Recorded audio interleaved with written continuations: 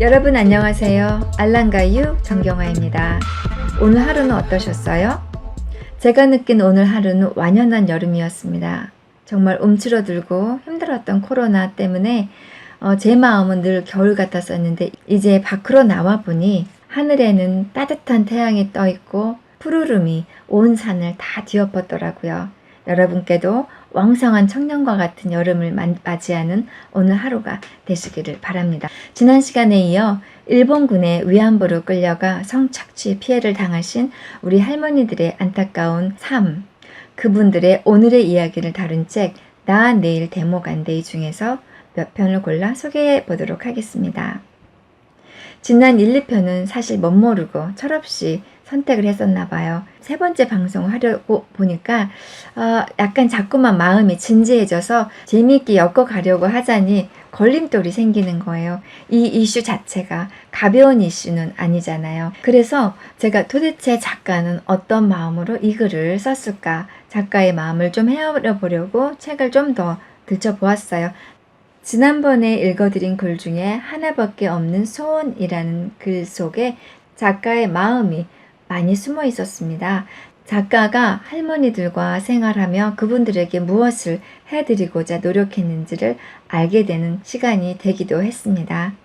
이제부터라도 웃고 사실 수 있게 또는 잊고 사실 수 있게 해드리는 것이 작가의 숨은 의도가 아니었나 싶습니다.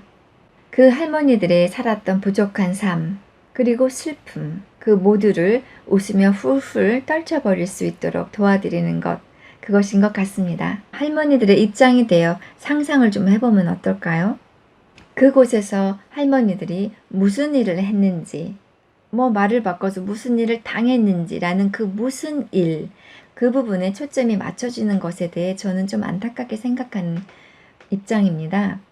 왜냐하면 문제의 포커스를 성착취라는 그 성 개념에만 멈춰 있는 것 같아요. 그런 성 개념을 넘어 이거는 엄청난 폭력 차원으로 보면 좀 더 우리가 다른 방면으로 해석을 할 수 있을 것 같거든요. 위안부로 끌려가 고통당하신 그 할머니들의 삶은 대부분 수치스러운 삶이었다는 것에 있습니다. 그분들 스스로도 그렇게 생각하고 또 많은 사람들도 부끄러운 일을 당했다 이렇게 생각하잖아요. 성착취라는 개념을 넘어 이것은 엄청난 폭력이다 라는 관점으로 바라볼 필요가 있습니다. 자발적 선택이었네 아니었네 하는 등의 본질을 왜곡하는 주장들을 잠재울 수 있지 않을까 하는 제 개인적인 생각입니다. 일본이 당시 한국의 어린 소녀들에게 저지른 행각은 인권유린이고 사기입니다. 네, 다행한 것은 제가 작가를 통해 바라본 할머니들은 그래도 씩씩하게 잘 살아남으셨다는 것, 그것에 대해서 찬사를 드리고 싶습니다. 멋있는 스님의 목소리. 아침 7시면 찌뿌드드한 기분을 만회하려고 거실 1층에 연불 테이프를 틀어놓는다. 눈 어두운 김완남 할머니. 입주하시고 며칠이 지나지도 않았는데 방문하는 사람마다 내 자랑을 늘어놓으신다. 아이고 우리 스님 연불하는 목청이 좋아요.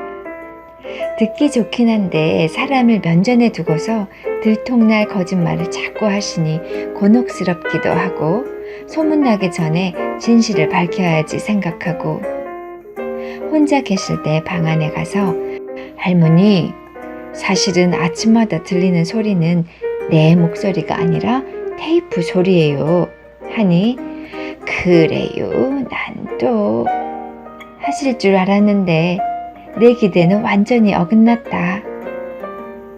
이 집에 스님 말고 또 누구 스님 살아요? 김하남 할머니 애초부터 연불엔 관심이 없으셨던 건 아니에요? 옛 속담에 마누라가 예쁘면 처갓집 말뚝 보고도 절을 한다고 하잖아요. 아마도 같은 사정을 가진 다른 할머니들과 함께 살게 된 것이 좋으셨을 것이고 또 그런 자리를 마련해 주신 스님에 대한 고마움이 마음 한가득 담겨 있었나 보세요.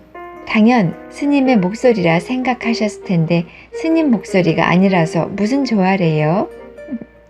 테이프라는 이름의 노랑머리 스님이 있단 말인가? 어머, 스님은 머리카락이 없죠. 에이, 할머니, 그냥 믿고 싶은 대로 생각하고 사셔도 아무 문제 없을 것 같아요.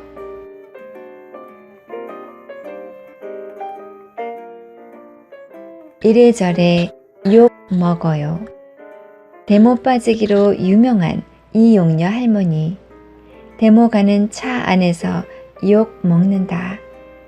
데모 안 가니까. 돈 잘 쓰는 이용녀 할머니. 장에 갈 때 욕 먹는다. 할머니들이 돈을 아끼려고 장에 안 가니까 모여서 욕한다. 술 잘 먹는 이용녀 할머니. 마실 갈 때 욕 먹는다. 마실 안 가니까 집안에 모여 이 할머니의 술버릇 욕한다. 집 나간다고 고함치는 이용녀 할머니. 집에 있는 할머니들에게 욕 먹는다. 이 용녀 할머니. 이래저래 욕 먹는다. 이용녀 할머님은 톡톡 튀는 삶을 살기로 하셨나 보네요. 자기가 하기 싫은 일은 하지 않는 용기와 장에 나가 구경도 하고 사고 싶은 것이 보이면 신나게 사기도 하고 술이 고플 때에는 슬그머니 나가 신세 한탄도 하셨군요. 단체 생활에 꼭 필요한 서로에 대한 규칙이 좀 귀찮으셨나 봐요. 다른 할머니들도 속으로는 아마도 이용녀 할머니가 많이 부러웠을 거예요. 자식 걱정과 돈을 모아야 한다는 불안 때문에 자유롭지 못한 다른 할머니들은 신나게 모여 욕이라도 해서 위안을 삼으셨을 것으로 믿어요. 사람마다 다 다르잖아요. 우리 모두 생긴 대로 살기로 해요. 이익되면 들리는 귀. 박두리 할머니는 귀가 어두워 잘 못 들으신다. 그러나 할머니의 귀는 희한하다. 주변 상황이 심상치 않거나 당신에게 손해되는 일이 생기면 들리지 않지만 이익되면 들린다. 박두리 할머니식의 생존법인가요? 천재세요. 원하지 않았던 슬픔의 다리를 울면서 건너오셨죠? 일본군 위안부로 끌려가 놀이개처럼 아무렇게나 취급당해야 했던 순간에 그 누가 따뜻하게 위로 한번 해주던가요? 그들 속에서 잠시 웃었다고 해서 그것이 웃음이라 말할 수 있을까요? 돕겠다는 사람들조차 왁자지껄 떠들기만 하지 그 중심에 진정 할머니들의 권리는 제대로 있던가요?